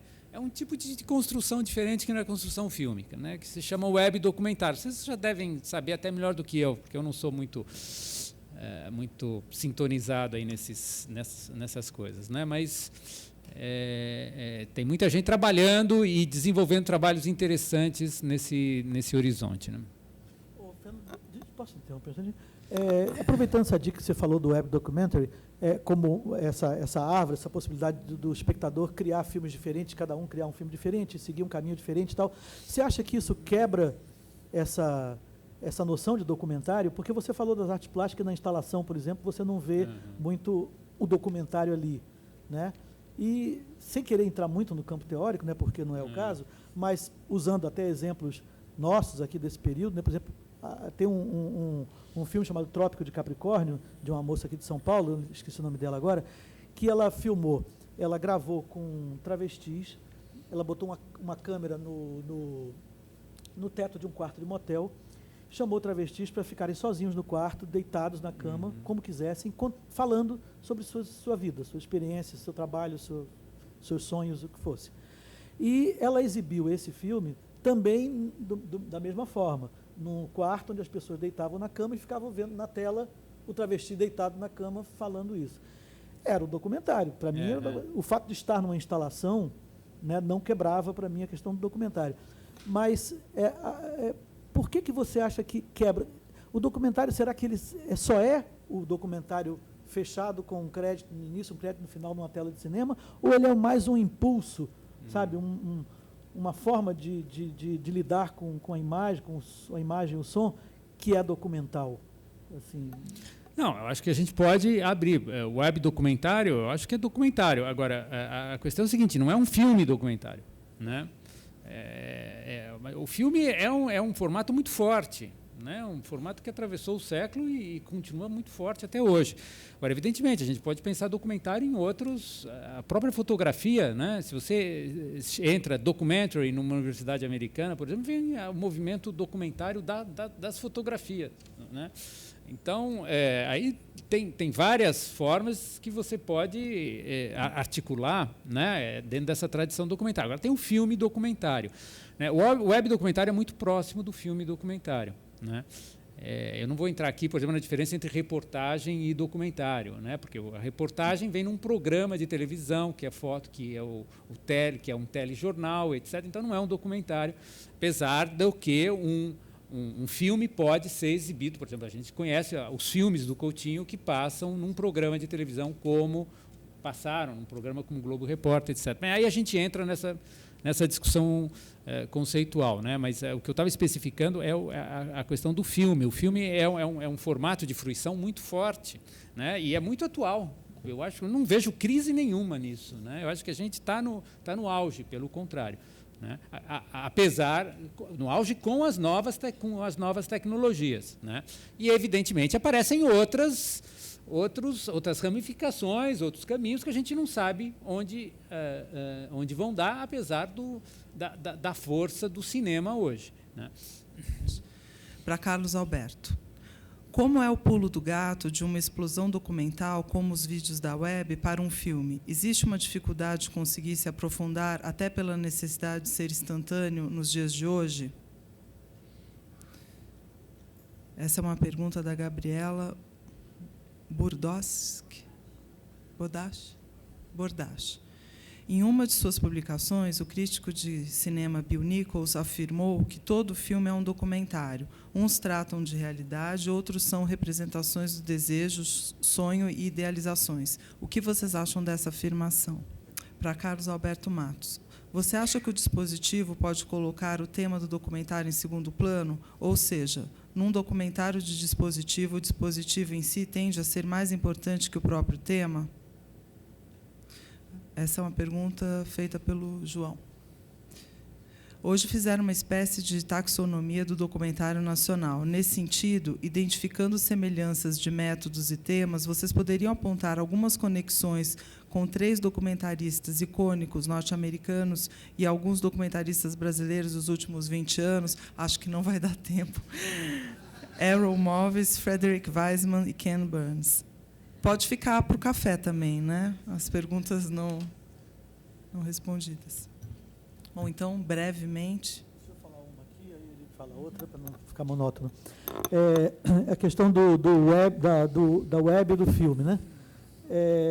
O fato de um ser instantâneo, o outro ser mais, digamos, perene. Eu acho que, claro, há diferenças, lógico. Eu acho que há um impulso documental que é comum a todas essas linguagens, né, e que, por isso, a gente vai identificá-las como documentários, né, como algo documental, a relação que aquilo estabelece com a realidade. Mas cada meio desse requer um tipo de tratamento e uma maneira de encarar, né? Se você for fazer um filme meditativo para a web, você vai ter um problema, né? Se você for fazer um filme de muita argumentação, de muita retórica para a web, também é um problema, porque, por enquanto, as coisas estão convergindo, né? Vai chegar um momento em que tudo vai ser uma coisa só. Mas ainda há uma separação entre o que você olha no computador, no celular, em alguma coisa, e o que você senta, nem que seja diante de uma televisão, até o móvel, aquele móvel, a televisão, já te predispõe a um outro protocolo de recepção, né? Então, embora as coisas estejam convergindo, você já vê a internet na televisão, né? Você já tem televisões enormes e tal, com qualidade melhor do que muitos cinemas, mas ainda, até que elas convirjam de fato, eu acho que deve haver uma preocupação em adequar, né, o tipo de tratamento, o tipo de tema, o tipo de objeto que você vai tratar ao veículo, ao suporte no qual ele vai passar, né? Claro que tem filmes que são feitos para o cinema, depois vão para a televisão, vão para a internet também, mas aí é problema deles. Mas se você está produzindo uma coisa hoje para a web, você tem que levar em conta o fato de que as pessoas não passam muito tempo concentradas numa coisa só na web, né? A web é um ponto ainda é um lugar de deambulação, né? E quando você faz uma coisa para o cinema, você se sente até um pouco obrigado a dar um tratamento mais reflexivo, mais alargar um pouco os tempos, etc. e tal, para que até aquilo seja encarado como cinema, né? Então, por enquanto, ainda existem diferenças, as diferenças contam, sim. Vou deixar outra. A primeira do Bill Nichols, eu tendo a discordar do meu companheiro Bill Nichols, porque, enfim, é uma pessoa que eu gosto bastante. E na realidade não é uma posição dele propriamente dita, né? Enfim, ele escreveu isso num livro de introdução, né? Inclusive já foi cobrado por isso e já respondeu isso que eu estou dizendo aqui. Mas essa ideia de que todo filme é um documentário é uma ideia frágil, porque o Roger Houdin tem uma coisa chamada semiopragmática, né, que é a análise do documentário a partir do tipo de recepção que você tem, né? Então ele diz que você pode ter uma postura ficcionalizante ou uma postura documentarizante, e tem outras, são umas 7 ou 8 posturas. Então, a partir se você colocar você pode ver um filme de ficção, pode ver um filme da Marlene Dietrich e imaginar como é a atuação da Marlene Dietrich. Então você estaria vendo esse filme como um documentário, né? Eu não vejo dessa forma. Eu acho que a ficção tem uma tradição na história do cinema e o documentário tem uma outra tradição na história do cinema. O documentário não é um gênero, em primeiro lugar, como já foi mencionado. Não é um gênero como o western, como ficção científica, como o filme de horror, etc., né? Mas tem uma tradição no filme, na história, uma tradição que vem aí dos anos 20. Né? E que a gente tem documentarista, tem autores, etc., etc. E tem uma forma narrativa que é própria, né? O documentário é uma narrativa que estabelece asserções ou proposições sobre o mundo ou sobre eu, né? Ou sobre mim mesmo, ou sobre a primeira pessoa, né? Isso dentro de uma forma narrativa que é bem particular. Evidentemente, a ficção pode usar procedimentos narrativos do documentário, assim como o documentário pode usar procedimentos narrativos da ficção, mas não é por aí. Toda vez que a gente tenta distinguir documentário e ficção a partir desses conceitos, a gente entra num pântano do qual a gente não consegue sair, né? Então, tem outras formas de você trabalhar com isso. Agora, a gente não pode negar a tradição documentária. Dizer que todo filme é ficção não leva a nada. Por quê? Porque a gente perde uma tradição que é super forte, né? E perde autores e perde toda uma parte da história do cinema que se coloca como documentarista. Isso não impede de haver... isso daqui não é ciência exata. A gente não está distinguindo réptil de mamífero, que é fácil, né? Você chega lá, dá de mamar, tem sangue frio? Não dá, não tem mamífero de sangue frio, né? Agora, as fronteiras são ambíguas, mas aí é que está o interesse. O fato de fronteiras ambíguas não impede uma distinção que salta aos olhos, né?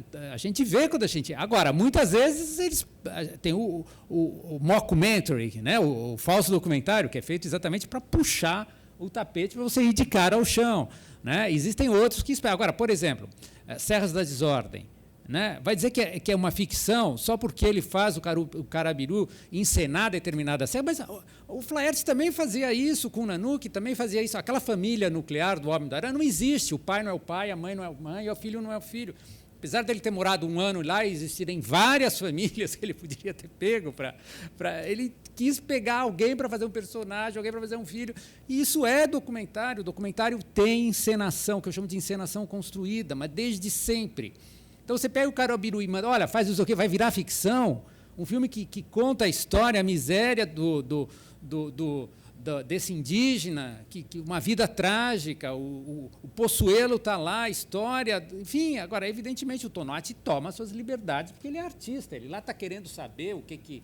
Não tem cartilha para ser documentário. Agora, mais uma vez, documentário é cinema. É um cinema que não é ficção, mas não é câmara de vigilância. Então, pelo amor de Deus, cinema é linguagem, tem montagem, tem mixagem, tem encenação, faz parte do documentário, né? Então, não é que todo filme é um documentário, né? É que você pode ver um filme buscando uma atitude documentarizante, se vocês quiserem, né? Agora, só para completar a pergunta, Errol Morris Wiseman, né? Em 2 palavras, eu acho que tem um diretor, né, que é muito próximo do Errol Morris, que é o Coutinho, de um certo Errol Morris, né? O Errol Morris inventou um mecanismo que se chama, eu não vou lembrar o nome, talvez alguém aqui me ajude, celotron, como é que é? Como? Interotron, né? Que é genial. O que ele faz no Interotron? O que é o Interotron? O Interotron, o entrevistado vê a imagem dele, né? Então, aqueles desempenhos que você vê nos filmes do Errol Morris, o que é? É porque você está vendo a sua cara quando você está falando. Está vendo a sua cara bem grande lá enquanto você está falando. É todo um jogo de espelho, vocês podem entrar na internet, vocês vão ver, né, que mostra a cara, né? Da mesma coisa, qual é o segredo do Flaherty? O segredo do Flaherty é que, tanto na Nanook como no Homem de Arã, ele revelava os filmes, ele levou a máquina de montagem e revelação lá para o meio da Baía de Hudson, levou para a Ilha de Arã, né? No meio, lá no Atlântico Norte. Ele revelava os filmes e mostrava para as pessoas. Então, quando o Nanook olha para a câmera, ele sabe para o que ele está olhando. Evidentemente, o Flaherty não tinha o Interotron, né? O Coutinho faz isso, mas faz isso sem Interotron e sem mais. Faz isso com o dispositivo dele. O dispositivo dele, que vocês sabem qual que é. Ele já chega e entrevista a pessoa na hora, não tem contato anterior, né? A equipe vai lá, prepara, ele chega e entrevista, né? E o Wiseman tem uma... Então, essa relação do Errol Morris com o Coutinho dá para ser aprofundada, né? Isso só para responder a pergunta que foi feita. E o Wiseman tem uma cineasta brasileira que eu gosto muito e que trabalha na linha do Wiseman, que é a Maria Augusta Ramos, né? Que é outra documentarista bem talentosa, né? E que é outra que, por exemplo, porque usou os menores para encenar uma parte lá, que ela sai da encenação direta e entra na encenação construída, porque não pode aparecer os menores, ela quer pegar, pronto, acabou, é ficção, o filme, meu Deus do céu, um filme sobre o judiciário brasileiro, né? Uma coisa dura, forte, documentário na veia, né? Vira ficção porque ela utiliza não utiliza a pessoa realmente, mas utiliza um ator, entre aspas, né? Mas ela trabalha na linha do Wiseman. Não é exatamente a mesma, né? Mas é próxima, né? Do tema e do dispositivo eu acho importante, assim, porque é uma coisa que está muito em voga. Eu acho que o tema, tema e dispositivo são coisas intercambiáveis, sabe? Eu vou citar 3 exemplos rápidos.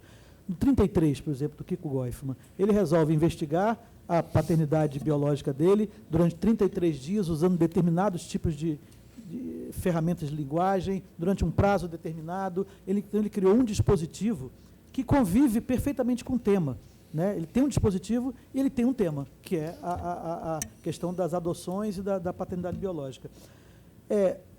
Se pegar o /68 do Vladimir, ele tem um tema, ele partiu de um tema. O que foi a invasão da UNB pelo Exército em 68?